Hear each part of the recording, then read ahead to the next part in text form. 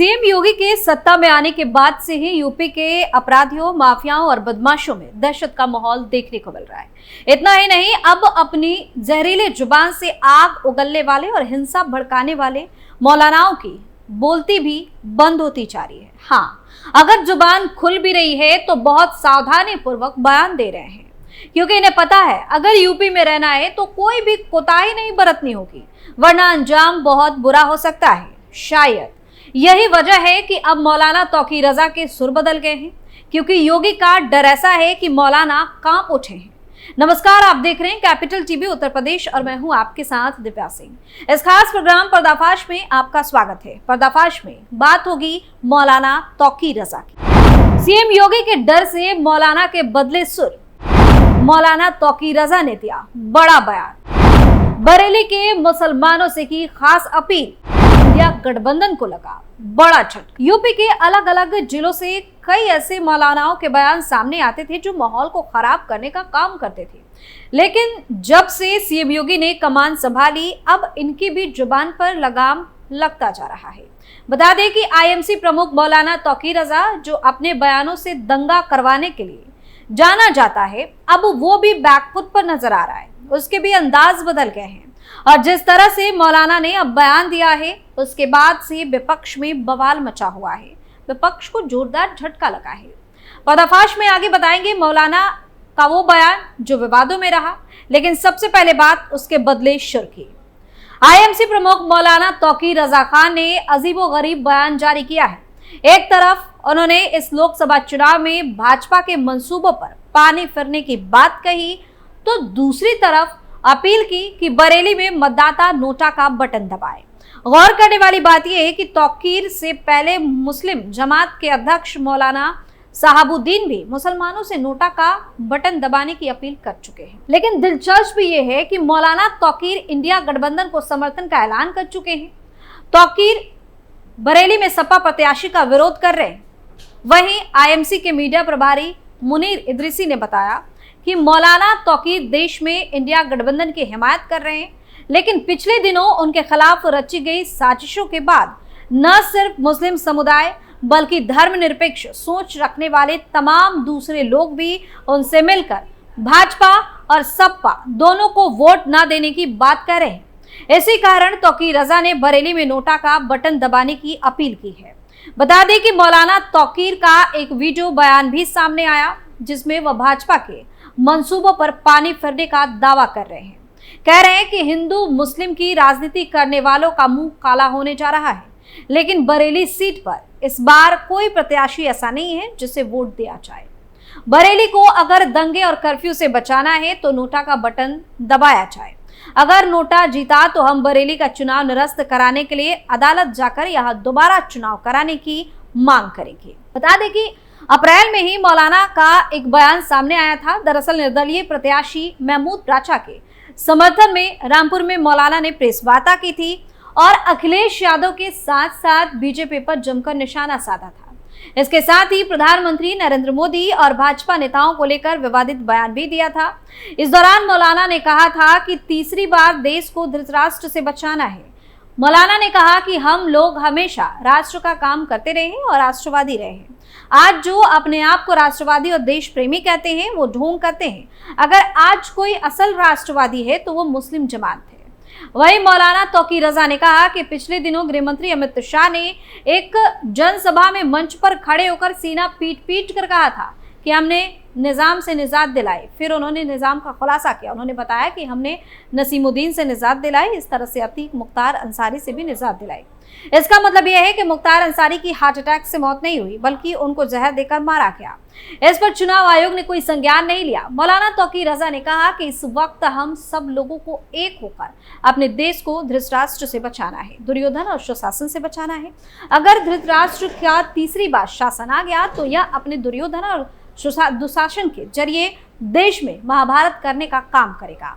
देश को अगर छिन्न भिन्न करने का कोई काम कर रहा है तो नरेंद्र मोदी और उनके गुंडे कर रहे हैं। वहीं मौलाना ने कहा कि समाजवादी पार्टी के जितने भी उम्मीदवार हैं वह आरएसएस मुख्यालय से तय किए गए हैं।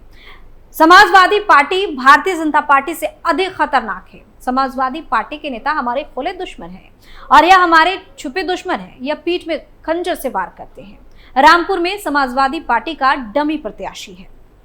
अब आपको बताते हैं कि उत्तर प्रदेश के बरेली के इत्तेहाद मिल्लत काउंसिल के प्रमुख मौलाना तौकीर रजा अपने किन किन बयानों कारनामों को लेकर हमेशा चर्चा में रहा है।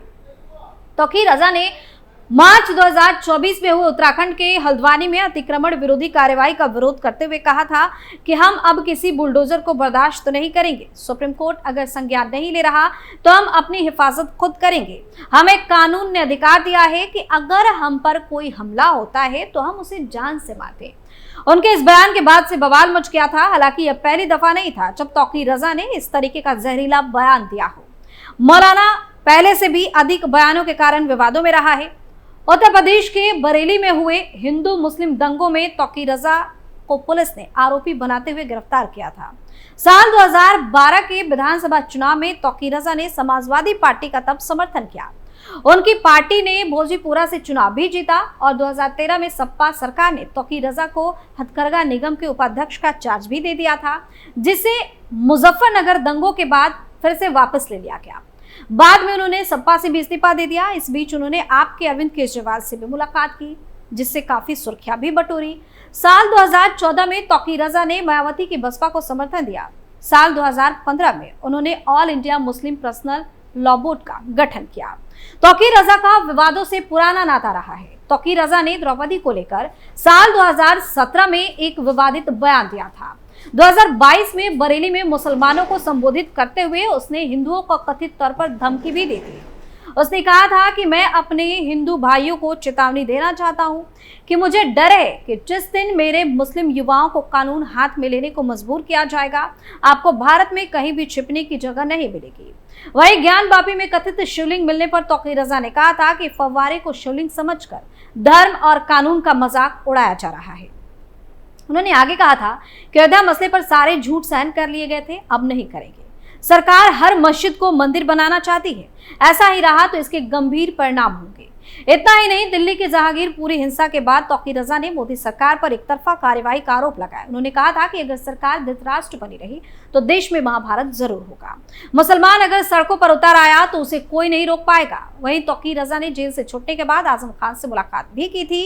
इस दौरान उन्होंने कहा था कि योगी सरकार ने आजम खान पर बहुत जुल्म किए हैं। सरकार से एक एक करके सभी जुल्मों का हिसाब लिया जाएगा। देश भर में सीए के खिलाफ चल रहे प्रोटेस्ट के दौरान भी तौकीर रजा ने विवादित बयान दिया था। उन्होंने कहा था कि हिंदुस्तान की हुकूमत ने नागरिकता संशोधन बिल वापस नहीं लिया तो गलियों में खून बह जाएगा। सबसे पहले वह गोली खाएंगे, दंगे फसाद हो जाएंगे और इसमें मुस्लिम और दलित भी उनका साथ देंगे। साल 2007 में तौकीर रजा ने बांग्लादेशी लेखिका तस्लीमा नसरीन के खिलाफ फतवा जारी किया था। उन्होंने तस्लीमा का सिर काटकर लाने वाले को 5 लाख इनाम की घोषणा की थी। उन्होंने कहा था कि फतवा वापस लेने का एक ही तरीका था कि वह किताबें जला देती और भारत छोड़ दिया होता। तो बार बार मौलाना तौकीर रजा की तरफ से कई ऐसे बयान दिए गए जिससे दंगे भड़काने की कोशिश की गई। तब की सरकारों ने उसके खिलाफ कोई एक्शन नहीं लिया, लेकिन अब योगी सरकार में मौलाना तौकीर रजा की मुश्किलें ऐसी बड़ी हैं कि वो बौखलाया हुआ है। ना उससे चुप रहा जा रहा है और ना ही वो कुछ बोल पा रहा है, क्योंकि उसको पता है कि अगर जुबान पर लगाम लगा के बयान नहीं दिए तो ठीक है, वरना मेरा एक गलत शब्द मेरी पूरी जिंदगी को तबाह कर देगा। फिलहाल जिस तरह के बयान मौलाना तौकीर रजा दे रहा है उससे तो यही लग रहा है कि वो योगी सरकार से पंगा लेना नहीं चाहता। पर्दाफाश में फिलहाल के लिए इतना ही। नए मुद्दे के साथ फिर से पेश होंगे, तब तक के लिए आप देखते रहिए कैपिटल टीवी उत्तर प्रदेश। नमस्कार।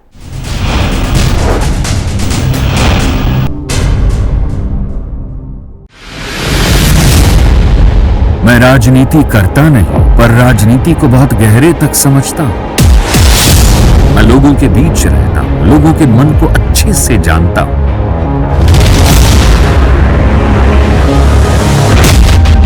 पब्लिक और पॉलिटिक्स की हर नक्श को खूब पहचानता हूं। संघर्ष की सियासत से सत्ता के सिंहासन तक मैं हर खबर से खरा सच निकालता हूं। ना कोई दौड़, ना कोई race. Capital TV Uttar Pradesh.